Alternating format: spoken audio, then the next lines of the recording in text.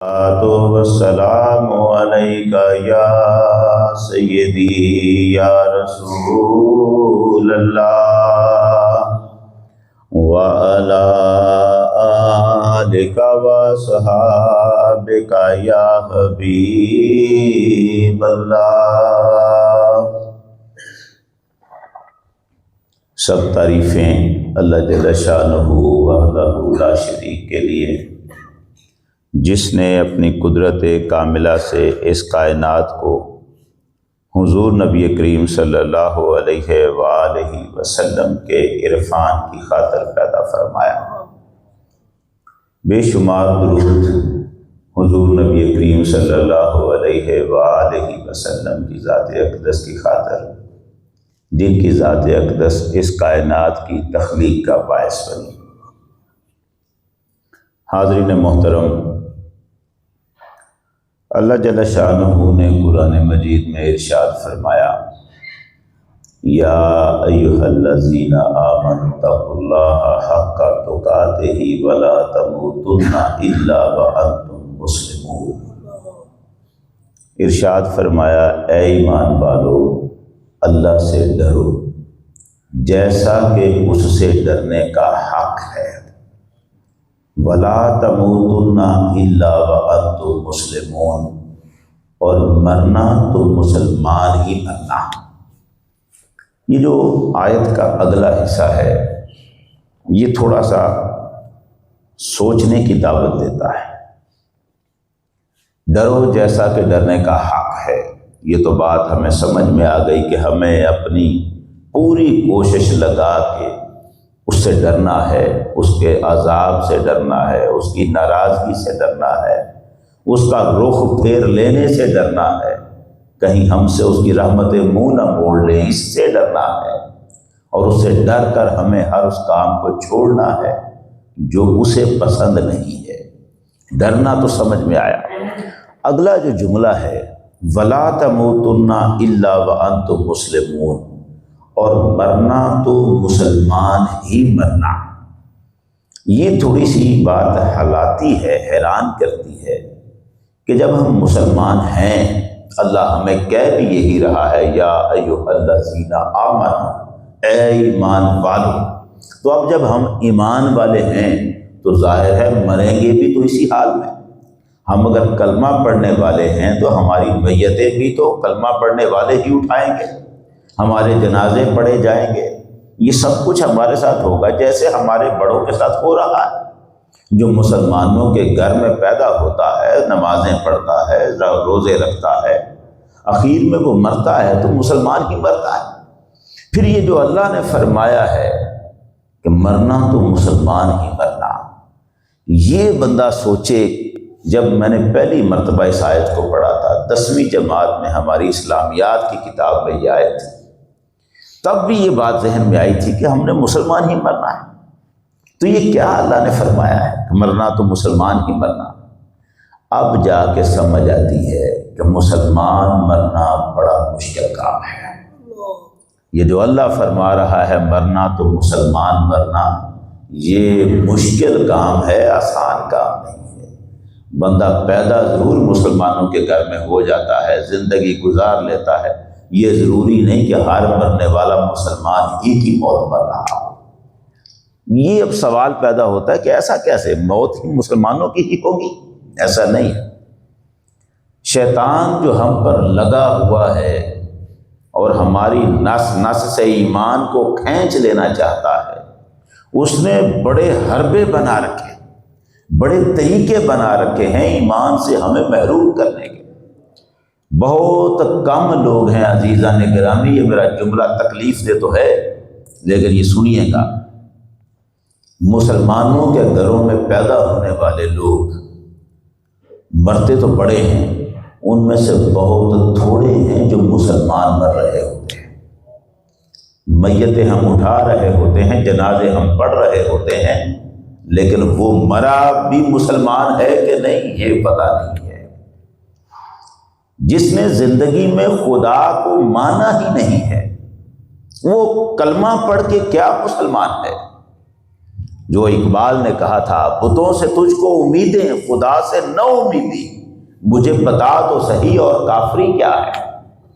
تمہیں ساری امیدیں لوگوں سے تم نے لگا رکھی، ادھر ادھر سے تم امیدیں باندھے پھرتے ہو، اور خدا کو پکارتے ہوئے بھی یوں ہی ہوتا ہے، اس نے کون سی سننی ہے، بس مانگ لو۔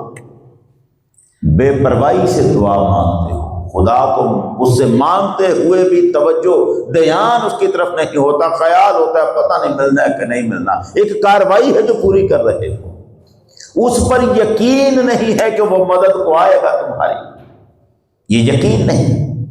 اس سے مانگتے ہوئے لجاجت دل میں نہیں آتی، گریہ زاری آنکھوں میں نہیں آتی، روتا نہیں بندہ۔ لیکن جائیں کسی مزار پر جا کے کھڑے ہو جائیں، وہاں بڑے ایسے ہوں گے جن کی آنکھوں سے جڑیاں لگی ہوں گی، وہاں اتھرو گر رہے ہیں، آنسو گر رہے ہیں، کیوں؟ وہ کیوں گر رہے ہیں وہاں پر؟ ٹھیک ہے وہ اللہ کے ولی ہیں، ہم انہی کے توسط سے، انہی کے وسیلے کو استعمال کرتے ہیں، لیکن یہ جو رونے والے ہیں سارے صرف وسیلہ نہیں ڈال رہے ہوتے، بہت سارے ایسے ہوتے ہیں جو وسیلے سے آگے گزر گئے ہوتے ہیں، جو اس صاحب مزار کو سمجھتے ہیں کہ اللہ دے نہ دے یہ ضرور دیتا ہے، جو اس کو کہہ رہے ہوتے ہیں ساڈی او سندا نہیں تو اڈی او بولدا۔ یہ جملے کا لفظ وزن دیکھیں آپ کی، تو وہ نہیں موڑتا، اس میں تو کوئی شک نہیں کہ وہ اولیاء کی بات رکھتا ہے، لیکن یہ پچھلا جملہ کیا ہے؟ ساڈی او سندا نہیں۔ اس کا مطلب ہے ہم نے خدا کے بارے میں یہ سوچ رکھا ہے کہ وہ ہماری بات نہیں سنتا۔ ایسا بندہ جو خدا کے بارے میں یہ اعتقاد رکھتا ہے کہ وہ نہیں سنتا، وہ بھی مسلمانوں میں ہی گنا جائے گا۔ جو اپنی مصیبت کے لیے، اسے حل کرنے کے لیے مدد کالے علم والوں سے مانگتا ہے جا کر، یہ میں بڑی دور کی باتیں نہیں کر رہا، اپنے اس بڑیانے کی اور بڑیانے سے ارد گرد جو گاؤں ہے وہاں کی کر رہا ہوں، بڑی دور کی باتیں نہیں کر رہا۔ جو لوگ مشکلیں ٹالنے کے لیے کالے علم والوں کے پاس جا جا کے تعویذ لکھواتے ہیں، پتہ ہوتا ہے یہ علم کالا ہے، مشکل ٹلنی چاہیے، ہم کون سا خود لکھ رہے ہیں، یہ لکھ رہا ہے نا۔ وہ مشکلات کو ٹالنے کے لیے کالے علم کے تعویذ کرنے والے اور کروانے والے، یہ مسلمان ہی مرے گے آپ کے خیال میں؟ جو شیطان کی مدد کو حاصل کر رہے ہیں یہ مسلمان نہیں۔ میں نے آپ کو بتایا تھا کہ ظفرآباد میں تو کچھ مسلمان ہیں جو ایک کالے علم والے عیسائی بابے کے مرید ہوتے ہیں، باقاعدہ جا کر بیعت کرتے ہیں اس کے ہاتھوں پر۔ یہ مسلمان ہی مریں گے سارے کے سارے۔ وہاں تو مریدی ہے، لیکن یہاں مریدی تو نہیں ہے، مگر کالے علم کے تعویذ اور نقش بنوائے جا رہے ہیں، اور اس کی اتنی مثالیں ہیں میرے پاس، اتنی مثالیں ہیں کہ میں کئی لوگوں کے صرف اس لیے کہ کہیں وہ سوچے نہ کہ شاید اس نے ہماری بات کر دی، اس ڈر سے میں نام نہیں لیتا، ورنہ میرے ارد گرد میں بہت سارے لوگوں کی ایسے باتیں سنتا ہوں اور دل ہل کے رہ جاتا ہے۔ یہ کیا ہے؟ سادہ لوگ وہ اپنی سادگی میں بھی کئی قصور کر جاتے ہیں، لا علمی میں بھی کئی قصور کر جاتے ہیں، لیکن جہاں آپ نے کالے علم والے سے مدد مانگی ہے وہاں آپ سمجھیں کہ آپ نے ایمان اپنے ہاتھ سے واپس کر دیا ہے، اب آپ مسلمان نہیں مر رہے۔ مجھ سے مسئلہ پوچھا گیا تھا، اسی مسجد کے نمازی نے پوچھا تھا کہ میری اولاد نہیں ہے اور مجھے ایک کالے علم والا یہ کہہ رہا ہے میں دم کرتا ہوں اور شرطیہ اولاد ہوگی، اسی سال کے اندر ہوگی، نہ ہو میری گردن کاٹ دینا، پکی گارنٹی۔ تو جناب میں نے بڑے دم درود پہلے کروائے ہیں، بڑی دوائیں کھائی ہیں، اب اگر وہ مجھے یقین دلا رہا ہے تو کیا میں اس سے دم کروا لوں؟ دم کالے علم کا ہے، کیا میں اس سے کروا لوں؟ اب بیچارے کو کیا پتا کہ کالے علم اور گورے علم میں فرق کیا ہے، اسے یہ بھی نہیں پتا ہوتا۔ جب آپ کالے علم کا دم کروا رہے ہوتے ہیں تو اس کا مطلب ہے آپ اللہ کو چھوڑ چکے ہیں، شیطان کو مدد کے لیے پکار رہے ہوتے ہیں، آپ شیطان کو مدد کے لیے پکار رہے ہوتے ہیں۔ ایمان کہا رہا، میں اور مثالیں نہیں دیتا کیونکہ یہ میرا موضوع نہیں، میں صرف مثال دے رہا ہوں۔ مثال دے رہا ہوں کہ مسلمان مرنا کتنا ضروری اور کتنا مشکل ہو گیا ہے۔ ایمان کے اوپر جو پیر ڈاکے ہیں وہ بڑی شدت سے لگ رہے ہیں۔ اب جو میرا اصل موضوع ہے میں اس کی طرف آ رہا جو آپ کو بات بتانا چاہتا ہوں۔ ایک آگ ہے جو بڑی تیزی سے ہماری طرف آ رہی ہے۔ میں چھوٹی سی آپ کو ایک کہانی سنا رہا ہوں اور اس کے بعد آپ دیکھیے گا کہ جو میرا دکھ ہے وہ میں آپ کے ساتھ سامنے رکھ رہا ہوں۔ لندن میں ایک مسجد ہے، اس مسجد کا صدر منتظم اس نے مجھ سے رابطہ کیا اور کہنے لگا کہ میں چاہتا ہوں کہ آپ میرے بیٹے کو پڑھائیں، بیٹوں کو پڑھائیں۔ میرے 3 بیٹے ہیں، اب میں چاہتا ہوں کہ آپ ان کو پڑھائیں۔ میں نے کہا ٹھیک ہے پڑھا لیں گے، لیکن پڑھانا کیا ہے؟ اس نے کہا کتاب کوئی نہیں، نصاب کوئی نہیں۔ تو میں نے کہا پڑھانا کیا ہے؟ اس نے کہا بس آپ نے ان کے ساتھ بات کرنی ہے، ان کے ذہن میں جو سوالات ہیں ان کے جواب دے دیں، بس یہی پڑھانا ہے۔ تو میں نے کہا وہ کتنے کو ہوں گے؟ 1 بار پڑھاؤں گا، 2 بار پڑھاؤں گا؟ اس نے کہا نہیں، آپ نے مسلسل پڑھانا ہے، میں اس کے لیے آپ کی خدمت بھی کروں گا۔ اس نے اچھی خاصی خدمت بھی بتائی۔ میں نے کہا یہ خدمت کا مسئلہ بعد کا ہے، اگر اتنا ہی مسئلہ ہے تو چلو ہم یہ کام کر لیتے ہیں۔ اب جو پڑھانے بیٹھے تو مسئلہ کیا تھا جو اس والد نے نہیں بتایا؟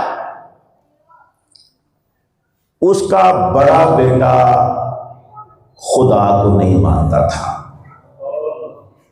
وہ کہتا تھا یہ دنیا خود بخود بنی ہے، کوئی اللہ نہیں ہے، اس دنیا کا نظام چلانے والا کوئی اللہ نہیں۔ اب میرے لیے یہ بات سن کے کہ یار یہ بندہ مسلمان ہے، مسجد کا صدر منتظم ہے، اس کا گھر، اس کا بیٹا، اور وہ اللہ کو نہیں مانتا۔ میں نے اس سے پوچھا کہ یار یہ مجھے ایسی کوئی شک پڑا ہے کہ یہ جو جس طرح کی گفتگو کر رہا ہے بیٹا، یہ تو بڑی عجیب سی گفتگو ہے، اللہ کو ہی نہیں مانتا۔ اس نے کہا یہی تو مسئلہ ہے، یہی تو مسئلہ ہے، یہ تو بڑا بیٹا ہے۔ ہم لوگ ماں باپ روتے ہیں ہم کہ یہ جہنمی ہے، اور ڈر ہمیں یہ ہے کہ جو چھوٹے 2 بیٹے ہیں وہ بھی کبھی اسی کے راستے پہ نہ چل پڑے، ہمارا کیا بنے گا؟ یہی مسئلہ۔ اب اس نے مجھے ایک عجیب بات بتائی جو میں آپ کے سامنے رکھ رہا ہوں۔ 3-4 سال پہلے ہم نے سنا تھا کہ لندن میں اسلام بڑی تیزی سے پھیل رہا ہے۔ جانتے ہیں وہ تیزی سے اسلام پھیلنے کا مطلب کیا تھا؟ مسجدیں بڑی بنتی جا رہی تھی، مسجدیں بن رہی تھی اور لوگوں نے سمجھا کہ اسلام تیزی سے پھیل رہا ہے۔ مسجد بنانا ہمارے لیے مسلمانوں کے لیے کوئی اوکھا کام نہیں، وہ ہم بڑے جوش سے بناتے ہیں۔ یہاں بھی بنی تھی نا، جو علامہ اقبال نے شعر لکھا تھا، مسجد تو بنا دی شب بھر میں ایمان کی حرارت والوں نے، من اپنا پرانا پاپی ہے برسوں سے نمازی بن نہ سکا۔ ہم تو رات میں مسجد بناتے، مسجدیں بڑی بنتی تھی لندن میں۔ مجھے اس بندے نے بتایا جس کا اپنا بیٹا اس حالت میں تھا، اس کے ساتھ بات چلی، اس نے مجھے بتایا کہ لندن میں مسجدیں بڑی بنتی تھیں۔ میں نے کہا کیا مطلب اس کا، کیسے بنتی تھی؟ اس نے کہا مسئلہ یہ ہے کہ یہاں حکومت نے چرچ بیچنے کا اعلان کر دیا تھا۔ کیا بیچنے کا؟ عیسائیوں کے گرجے۔ یہ گرجے حکومت نے کہا تھا نیلامی لگ گئی ہے، جو خریدنا چاہے خرید لے۔ میں نے کہا کوئی اپنی عبادت گاہ بھی بیچتا ہے؟ لندن والے عیسائی مذہب سے تعلق رکھتے ہیں، کرسچن ہیں، وہ اپنا گرجا کیوں بیچتے ہیں؟ انہوں نے کہا انہوں نے گرجے بیچے، اگلی سنیں پھر بعد میں بتاتا ہوں۔ گرجے بیچے، جب انہوں نے گرجے بیچے تو ہمارے مسلمانوں نے دوڑ کے خریدے گرجے، اور وہ گرجے کو گرا کر اس کی جگہ مسجد بنا دیتے تھے۔ ہم یہاں بیٹھے سوچتے تھے، سنتے تھے کہ وہاں اسلام تیزی سے پھیل رہا ہے، اور حقیقت کیا تھی کہ وہاں مسجدیں بنتی تھی، ہمیں لگتا تھا اسلام پھیل رہا ہے۔ مسجدیں اس لیے بنتی تھی، اچھی بات ہے، اچھی بات ہے، لیکن کہانی کیا ہے؟ گرجا جب بک جاتا تو مسلمان اس علاقے کے اکٹھے ہو کے فوراً پیسے اکٹھے کرتے، یہ گرجے کی جگہ خریدو، اور کوئی جگہ خریدنا مشکل ہے، گرجا سستا بکتا تھا، اس کی قیمت کم لگتی تھی، حکومت جان چھڑانا چاہتی تھی گرجے سے، گرجے خریدے گئے، مسجدیں ان کی جگہ بننے لگ پڑی۔ میں نے کہا گرجے بکتے کیوں تھے؟ انہوں نے اتوار کو نہیں آنا ہوتا؟ عیسائی بھی تو اتوار کو آتے ہیں نا چرچ میں عبادت کرتے۔ انہوں نے کہا وہ اب چرچ میں نہیں آتے۔ میں نے کہا کیوں؟ اس نے کہا لندن میں اب خدا کو ماننے کا رواج کم ہو گیا ہے، یہاں کے سکولوں اور کالجوں کی پڑھائی اس بات پہ کڑی ہے کہ کوئی اللہ نہیں ہے، کوئی گاڈ نہیں ہے، دنیا خود کو خود بنی ہے اور آگے چل رہی ہے۔ اب جب یہ بات کالجوں اور سکولوں میں پڑھائی جا رہی ہے کہ اللہ ہے ہی نہیں، تو اب ہوتے ہوتے وہ بات اتنی پھیل گئی ہے کہ اتوار کے اتوار بھی گرجے کوئی آتا، انہوں نے کہا ہے ہی نہیں، یہ تو دھوکہ ہوا ہمارے ساتھ، ہم ایویں عبادت کرتے رہے، کوئی خدا نہیں ہے لہذا اب گرجے میں کوئی نہیں آتا۔ گرجے جس گرجے میں لوگ نہیں آتے حکومت اس کو بیچ دیتی، وہ بیچتی ہے، ہمارے لوگ خرید لیتے ہیں۔ لیکن مصیبت یہ ہے کہ سکولوں اور کالجوں میں جہاں یہ تعلیم دی جا رہی ہے کہ کوئی خدا نہیں ہے، وہاں مسلمانوں کے بچے بھی پڑھتے ہیں، اور مصیبت یہ ہے کہ انہی میں میرا بچہ بھی پڑھا ہے، اور آج یہ میرے سامنے کھڑا ہو کے کہتا ہے کہ اللہ نہیں۔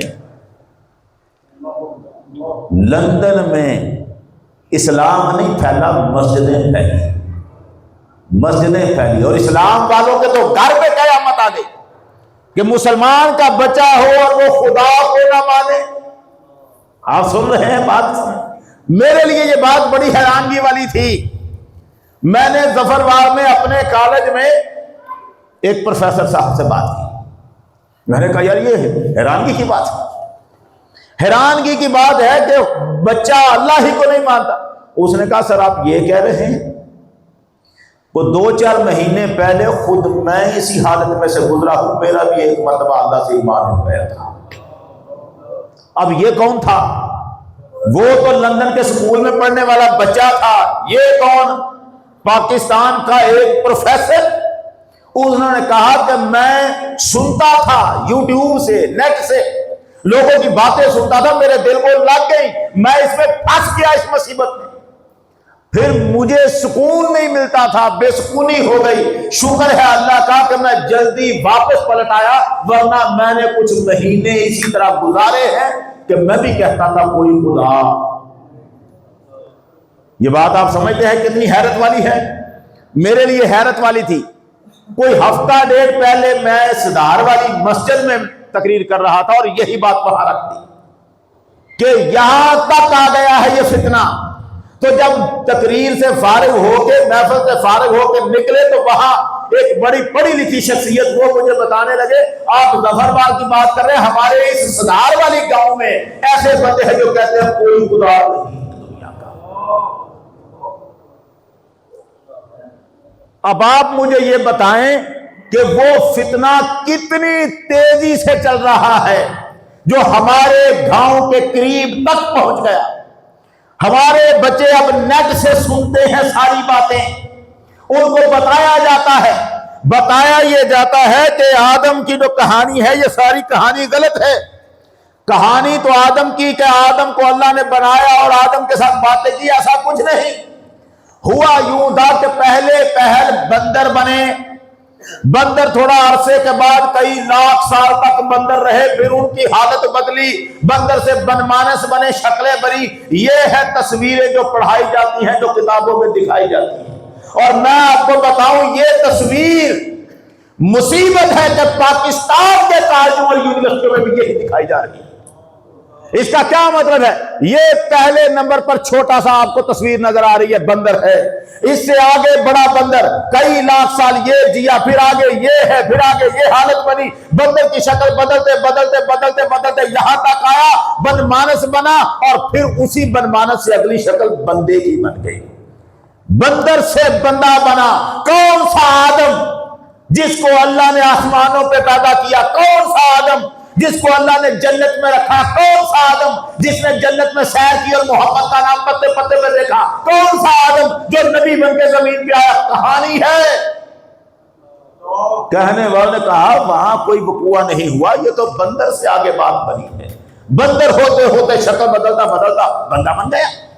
اب جب یہ پڑھائی ہو رہی ہوگی، اس وقت کی 12ویں جماعت جہاں بھی ہے ان کی کتاب اٹھائیں آپ، 12ویں جماعت کے بچے کی جو بیالوجی کی کتاب ہے، اس کے اندر باب ہے انہیریٹنس، یہ چیپٹر ہے انہیریٹنس، نیچے پڑھے کیا لکھا ہوا ہے، اس کے اندر یہی کہانی ساری کی ساری لکھی ہوئی ہے۔ پہلے کچھ اور تھا، پھر بدلتے بدلتے یہ بن گیا۔ ہمارے اسکولوں اور کالجوں میں پڑھائی یہ ہو رہی ہے، کون مانے گا اللہ؟ مجھے بتائیں ذرا، کتنی دیر تک ہم اپنے بچوں سے یہ باتیں نہیں کریں گے اور ان کو کرنے نہیں دیں گے؟ جو موبائل ان کے ہاتھ میں پکڑایا ہوا ہے، جو نیٹ کا فتنہ ان کے ہاتھوں میں ہے، یہ خیر منانی ہوگی اور ڈرنا ہوگا کہ مولا ہمیں بھی مسلمان کی موت دینا، ہمارے بچوں کو بھی مسلمان کی موت دینا۔ یہ بڑی مصیبت بن گئی ہے، اس سے بچنا ضروری ہے۔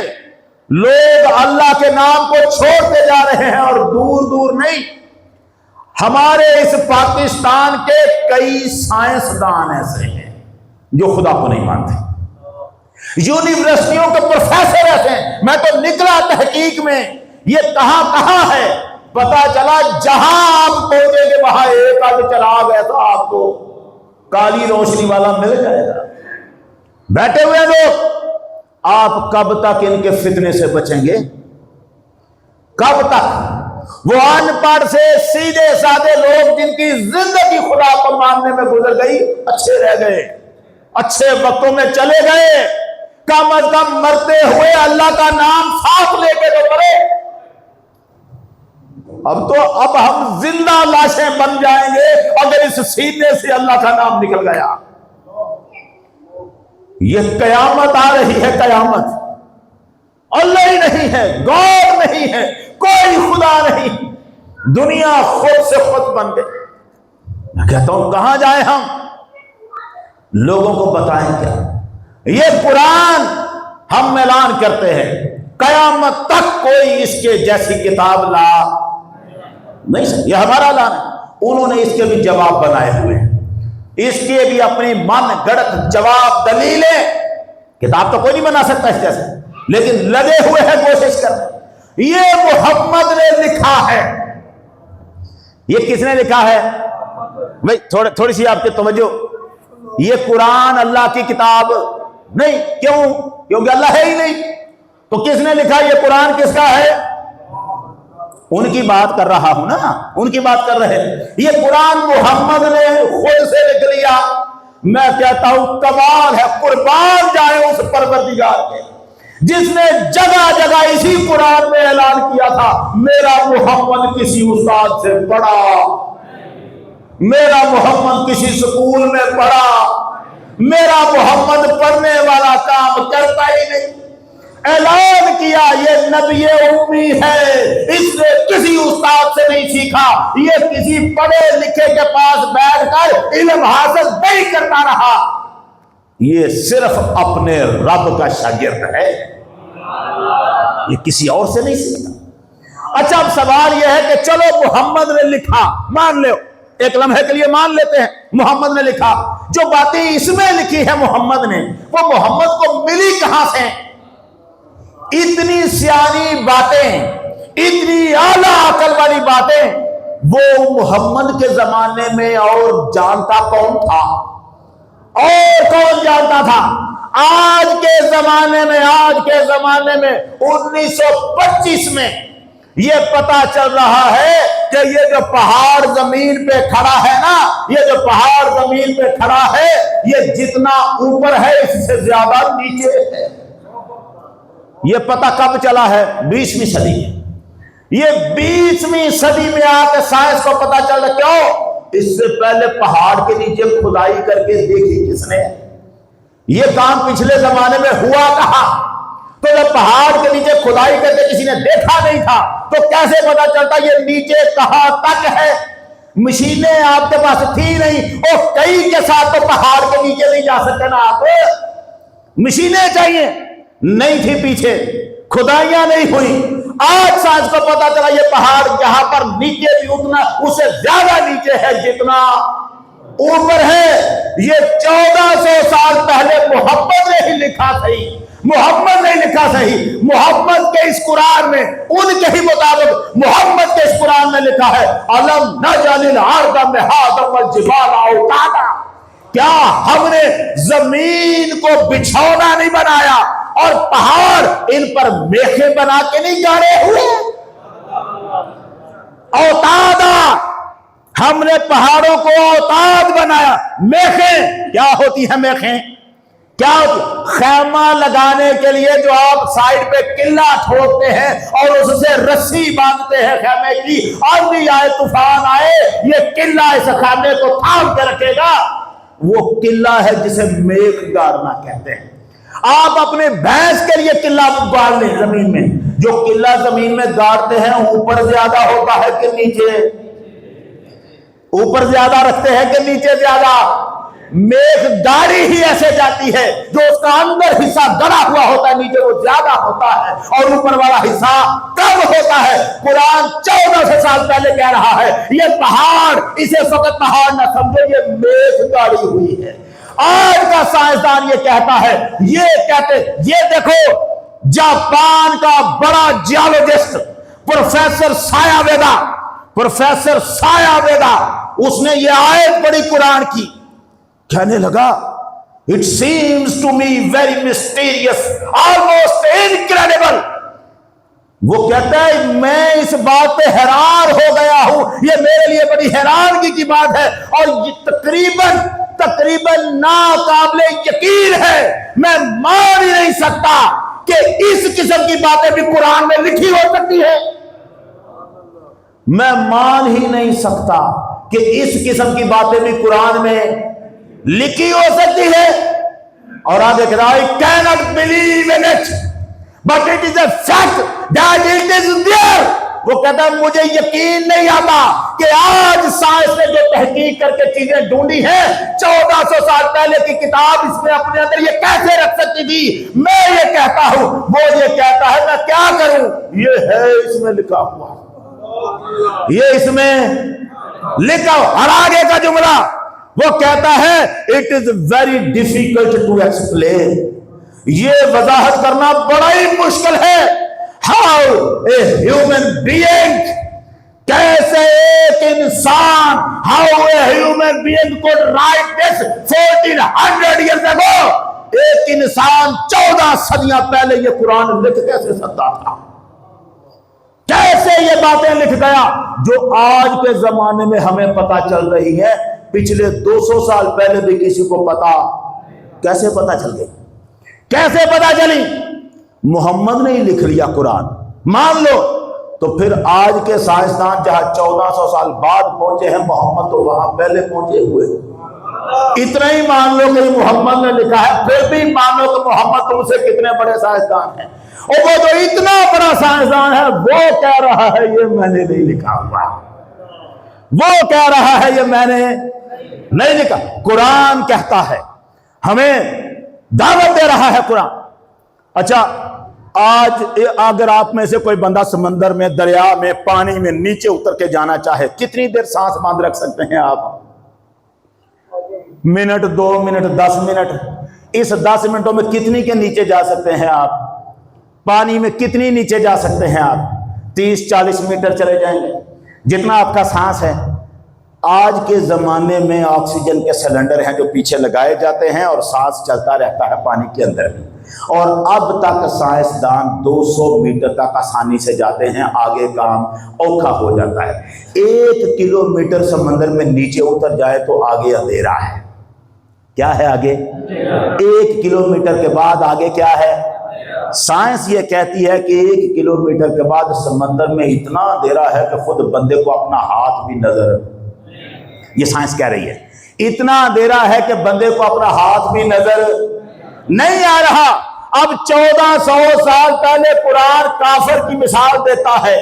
قرآن یہ کہتا ہے یہ جو کافر ہے اس کے اعمال ایسے ہیں، او کا ظلمات فی بحر لجی یغشاہ موج من فوقہ موج من فوقہ سحاب۔ قرآن کہتا ہے ان کافروں کے اعمال کی حیثیت کیا ہے؟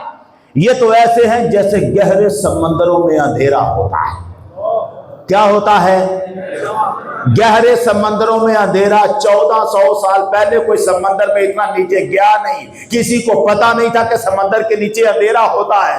آج کے زمانے میں سائنس نیچے گئی اور اس نے دیکھا کہ 1 کلومیٹر کے بعد نیچے اندھیرا ہوتا ہے، اور اتنا اندھیرا ہوتا ہے کہ کسی کو اپنا ہاتھ دکھائی نہیں دیتا۔ قرآن یہ کہہ رہا ہے گہرے سمندروں میں اندھیرا، موج من فوق ہی موج، ایک موج کے اوپر دوسری موج ہوتی ہے، من فوق ہی سحاب، اس کے اوپر ایک بادل ہوتا ہے، ظلمات بعضها فوق بعض، ایک اندھیرے کے اوپر دوسرے اندھیرے، اذا اخرج یداہ، اب دیکھیں اذا اخرج یداہ لم یقد یراہا، اتنا اندھیرا کہ اگر بندہ اپنا ہاتھ نکالے تو دکھائی نہ دے۔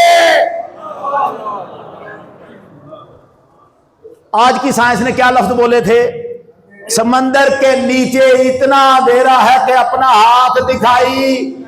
قرآن کیا کہہ رہا ہے؟ سمندر کی گہرائی میں اتنا اندھیرا ہے کہ بندے کو اپنا ہاتھ دکھائی۔ مجھے بتاؤ، آج آکسیجن کے سلنڈر لے کے نیچے جانے والے یہ آج وہاں تک گئے ہیں، 1400 سال پہلے کوئی سلنڈر تھا؟ کوئی اتنی نیچے جا سکتا تھا؟ تو کیسے پتا چلا کہ اتنی نیچے اندھیرا ہی اندھیرا ہے؟ یہ قرآن اگر محمد نے لکھا ہے تو محمد سمندر میں کب گئے تھے؟ محمد سمندر میں اتنی نیچے کہاں اترے تھے؟ یہ عقل کے اندھوں کو سمجھ نہیں آ رہی۔ ایسی باتیں محمد نہیں، محمد کا خدا بتا رہا ہے، خدا بتا رہا ہے۔ پروردگار اچھا آج نکلی ہے الٹرا ساؤنڈ ٹیکنالوجی، آج ہم جاتے ہیں لیڈی ڈاکٹر کے پاس اور ڈاکٹر کے پاس اور الٹرا ساؤنڈ کراتے ہیں اور وہ بچے کی ماں کے پیٹ میں بچے کی پل پل کی خبر دیتے ہیں۔ آج پتا چلا ہے، اب اس زمانے میں پتا چلا ہے، صدیاں بعد اس زمانے میں پتا چلا ہے کہ بچے کی پہلی حالت کیا ہوتی ہے، بعد والی حالت کیا ہوتی ہے، اگلی حالت کیا ہوتی ہے، کیونکہ اب مشینیں ہیں، الٹرا ساؤنڈ ہے، اس سے آگے بھی مشینیں ہیں۔ یہ 14 صدیاں پہلے بھی مشینیں تھیں، 200-400 سال پہلے تھیں۔ جب نہیں تھیں تو کسی کو پتہ لگ سکتا تھا ماں کے پیٹ کے اندر بچہ کس کس حالت میں ہے؟ کوئی پیٹ کے اندر کی حالت کو دیکھ سکتا تھا؟ آج کے زمانے میں جب یہ تحقیق ہوئی، ابھی وہ بندہ زندہ ہے کینیڈا میں، ٹورنٹو یونیورسٹی میں۔ مجھے یہ پکا پتا نہیں ہے کہ وہ اب ان سالوں میں 1-2 سالوں میں نہ فوت ہو گیا ہو، اتنا پتا ہے اس بندے سے ڈاکٹر قادری صاحب بھی جا کے ملے تھے اور اسے اسلام کی دعوت دی تھی، اور اس نے کہا تھا میں اسلام تو نہیں قبول کرتا لیکن میں اسے پڑھ رہا ہوں، مذہب یہ چھوٹا نہیں ہے۔ وہ بندہ ڈاکٹر کیتھ مور، پروفیسر کیتھ مور، یہ جو کیتھ مور ہے کینیڈا کی ٹورنٹو یونیورسٹی میں اناٹومی کے ڈپارٹمنٹ کا ہیڈ ہے۔ اس نے کتاب لکھی، تحقیقات کر کے کتاب لکھی، اور اس کتاب میں اس نے لکھا ماں کے پیٹ میں بچہ پہلے دن کس حالت میں ہے، دوسرے دن کس حالت میں ہے، تیسرے دن کس حالت میں ہے، مشینیں لگا کے، اور اب انہوں نے بتایا کہ یہ بچے کی حالتیں کیا ہے۔ یہ کیتھ مور قرآن کی اس آیت کو سنتا ہے، ایک آیت کو سنتا ہے جہاں قرآن یہ کہتا ہے ثم خلقنا النطفۃ علقہ، پھر ہم نے نطفے کو علقہ بنا دیا۔ کیا بنایا؟ نہیں، تھوڑا سا ہلکا نہیں، علقہ، پھر ہم نے نطفے کو علقہ بنا دیا۔ علقہ کا مطلب ہوتا ہے جونک جیسی چیز، جوکے دیکھی ہوئی ہے نا شکلوں میں، وہ جونک جیسی چیز جو ہوتی ہے نا اسے علقہ کہتے ہیں۔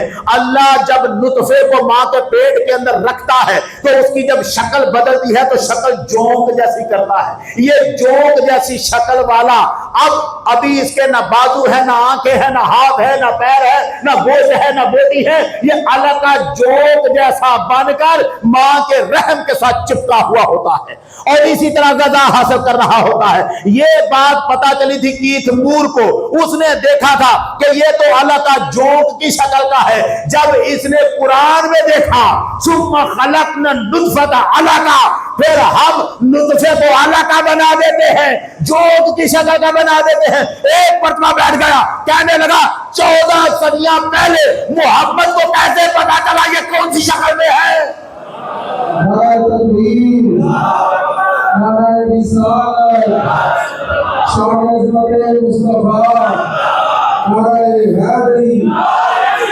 کیسے پتا چلا یہ جونک کی شکل میں ہو جاتا ہے؟ اس کے بعد اس نے لکھا اپنی کتاب میں دا ڈیولپنگ ہیومن، پہلا چیپٹر صفحہ نمبر 8، اس میں لکھتا ہے it is very clear to me that these statements must have to come to Muhammad from God. وہ کہتا ہے میرے لیے بالکل واضح ہو گیا ہے محمد یہ باتیں خود نہیں کرتا، خدا سے آتی ہیں. محمد نے یہ باتیں خود نہیں کی، میرے اوپر یہ واضح ہو چکا ہے. وہ آگے وجہ بتاتا ہے، وجہ کہتا ہے کیوں میں کہہ رہا ہوں، کیوں میں کہہ رہا ہوں. Because almost all of this knowledge was not discovered until many centuries later. وہ کہتا ہے محمد کے زمانے کے بعد صدیوں تک کسی کو پتہ ہی نہیں چل سکا تھا کہ یہ شکل بھی ماں کے پیٹ میں ہو سکتی ہے بچے کی، یہ شکل بھی ہو، اس کا صدیوں تک کسی کو پتہ نہیں چلا. اور اب وہ کہتا ہے this proves to me، اس سے میرے سامنے یہ بات ثابت ہو جاتی ہے that Muhammad is the messenger of God، محمد اللہ کا رسول ہے. آپ بات کو سمجھ رہے ہیں؟ ابھی تک آپ نے آدھی بات سمجھی ہے. پھر تھوڑا سا آگے، سعودی عرب میں ڈاکٹروں کی ایک میٹنگ ہوئی، ہر سال ہوتی. 8ویں میڈیکل کانفرنس ہوئی، 8ویں میڈیکل کانفرنس. دنیا بھر سے ڈاکٹروں کو بلایا گیا، بڑے بڑے قابل ڈاکٹر، جو قابل ہوتے ہیں ملک کا سرمایہ وہ ڈاکٹر، اور دوسرے جو دوائیوں کو سمجھنے والے ماہر تھے ان کو بلایا گیا. ان میں ایک بندہ تھا پروفیسر تیجاتت تیجاسن. تیجاتت تیجاسن جو تھا یہ تھائی لینڈ کی یونیورسٹی میں ہیڈ تھا، تھائی لینڈ یونیورسٹی میں ہیڈ. یہ بھی آیا. اب یہ جو تیجاتت تیجاسن ہے، اسے کوئی کچھ اس یہاں آنے سے پہلے، یعنی سعودی عرب کی میٹنگ اٹینڈ کرنے سے کوئی 3 سال پہلے قرآن پڑھنے کا شوق پڑا تھا، اور اس نے کچھ قرآن پڑھا تھا. پروفیسر تیجاتت تیجاسن یہ جب قرآن کو پڑھا اور پھر یہاں آیا تو یہاں بھی لوگوں نے تقریریں کی، اپنی اپنی لوگوں نے تقریریں کی. کچھ مسلمان جو ڈاکٹر تھے انہوں نے بھی تقریریں کی. یہ تقریریں سننے کے بعد اس کی یہ تقریر ہے جو میرے ہاتھ میں ہے. پروفیسر تیجاتت، میں اس کے چند جملے سناؤں گا وقت کی نزاکت کو دیکھتے ہوئے. پروفیسر تیجاتت کہتا ہے پچھلے 3 سال سے میں قرآن کو پڑھنے میں دلچسپی رکھ رہا ہوں.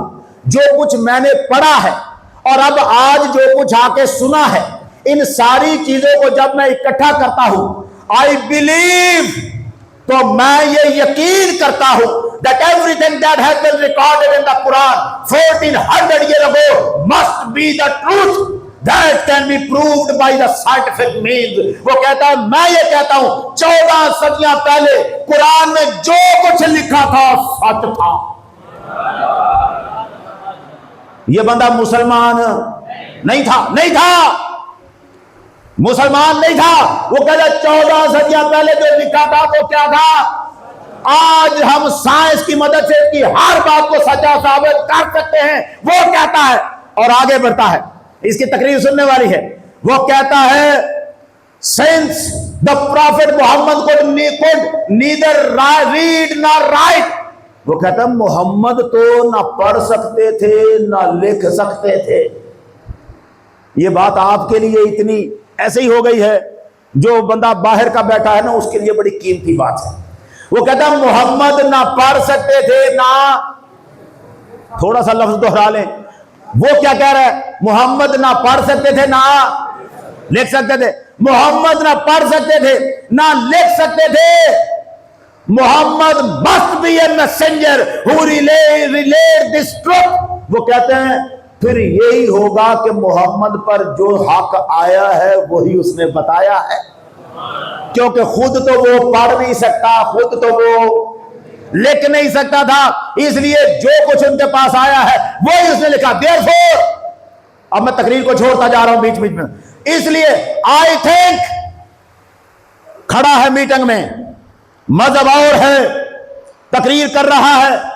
اس نے کہا محمد خود سے یہ کر نہیں سکتا تھا، کیونکہ نہ وہ پڑھ سکتا تھا نہ وہ لکھ سکتا تھا.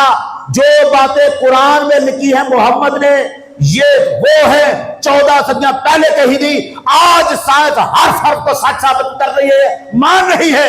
وہ کہتا ہے پھر وقت آ گیا ہے، وقت آ گیا ہے. کھڑا ہو گیا ڈائس پر، کیا لگا؟ Therefore، اس لیے I think this is the time, वो कहता वक्त आ गया है तू से कि मैं ऐलान करूं ला इलाहा इल्लल्लाह मुहम्मदुर रसूलुल्लाह। एंड पर कहता है मैं इस मीटिंग में जो आया हूं ना, मुझे the most precious thing of all that I have gained by coming to this place, मैं जो इस जगह पर आया हूं, यहां से मैंने जो कुछ हासिल किया है उनमें सबसे कीमती चीज ये है इज ला इलाहा इल्लल्लाह मुहम्मदुर रसूलुल्लाह। मैं यहां से मोहम्मद का कलमा लेके जा रहा हूं। साइंसदान है जो साइंस को पढ़ते हैं वो देखते हैं कि इस कुरान में जो लिखा है वो सच है। आज सदियां गुजरने के बाद जो ये तहकीकें करते हैं वो उस जमाने में तो मुमकिन ही नहीं था। मोहम्मद ने अगर खुद से लिखी हैं तो फिर मोहम्मद कितने बड़े साइंसदान थे, कितने बड़े साइंसदान थे। यही मान लो ये मोहम्मद ने लिखा, मान लो मोहम्मद को इतना बड़ा साइंसदान तो तुम मान रहे हो। जब मोहम्मद इतना बड़ा साइंसदान है तो वो साइंसदान खड़ा होकर ये कह रहा है अल्लाह की कसम इन्नमा अना बशरुम मिस्लुकुम, तुम्हारी तरह मैं भी बशर ही हूं, मैं खुदा, वो खुदा है जो मुझ पर वही करता है। ये जो मैं बता रहा हूं ये अल्लाह की वही है, ये कुरान मेरा लिखा हुआ नहीं है, ये मेरे खुदा की किताब है। ला इलाहा इल्लल्लाह मुहम्मदुर रसूलुल्लाह, अल्लाह के सिवा कोई इबादत के लायक नहीं। मैं कहता हूं जो अगर खुद ऐलान करते, अगर खुद ऐलान करते थे ना क्या मुझे सजदा करो, तो कोई सहाबी भी पीछे ना रहता, हुजूर को सजदा कर देते। वो सरकार तो बड़ा ऊंचा मर्तबा है। यहां तो अलामा इकबाल सैयदा फातिमा के लिए लिख गया है, वो ये कहता है रिश्ताए आईने हक जंजीरे पास्त पासे फरमाने जनाबे मुस्तफात, वरना गर्द तुर्बतश गर्दीद में सजदा हाबर खाके व पाशीद में। वो कहता सैयदा फातिमा मुझे अल्लाह का कुरान रोक रहा है, मेरे पैरों में बेड़ियां पड़ी हुई हैं, मुझे मोहम्मद का फरमान रोक रहा है। अगर ये पाबंदियां ना होती तो सैयदा मैं आपकी कब्र का तवाफ भी करता और आपकी कब्र के सामने सजदे भी करता।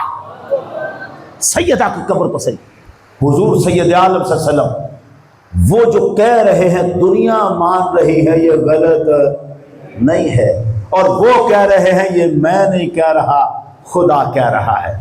खुदा का इनकार हो रहा है, अब खुदा का इनकार हो रहा है और डंके की चोट पे हो रहा है। दुनिया में ये आग बड़ी तेजी से फैल रही है, बड़ी तेजी से। अगर लंदन के गिरजे बिक गए हैं इस बात पर तो अब आप कैसे बच सकते हैं। अगर ये फितना पाकिस्तान के शहर तो छोड़ गांव के अंदर आ गया है तो फिर कैसे बच सकते हैं। खुद को तैयार करें कि कल अगर आपका बच्चा आपको पूछे, आज तो फकत इतना बताया जा रहा है ना, ये बाबे कोई शय नहीं है, ये अगला जुमला यही है। अल्लाह भी डरे इस बात से कि जिस दिन आपका बच्चा खड़ा होकर आपसे पूछे कि बताएं जरा अल्लाह वाकई है, अल्लाह वाकई है। मुझे यहां इसी पाकिस्तान में मुझसे बच्चों ने पूछा है, हमारे बच्चों ने पूछा है, उन्होंने मुझसे सवाल किया अगर क़यामत वाले दिन हमें पता चले कि हिंदू भी सच्चे हैं फिर हम क्या करेंगे। जहनों में सवाल बड़े हैं बच्चों के जहनों में। उन बच्चों के सवालों का जवाब देने के लिए अगर आप खुद तैयार नहीं हैं तो डरें इस बात से कि बच्चा पता नहीं कहा, बच्चा तो बच्चा है। डॉक्टर फराज सिद्दीकी पाकिस्तान का, उसका बाप आलिम दीन, सारी जिंदगी जुमे पढ़ाता रहा बाप, तरावियां पढ़ाता रहा बाप, कुरान सिखाता रहा बाप, और डॉक्टर फराज सिद्दीकी भी आलिम बना, डॉक्टर भी बना, आलिम भी बना, और अब वो ऐलान कर रहा है कोई मेरे साथ आके मुनाजरा करो, मैं साबित करूंगा कि कोई खुदा नहीं है। कौन है ये? पाकिस्तान के आलिम का बेटा, खुद आलिम। आप सोच रहे हैं इस आग से आप बड़ी आसानी से बच जाएंगे।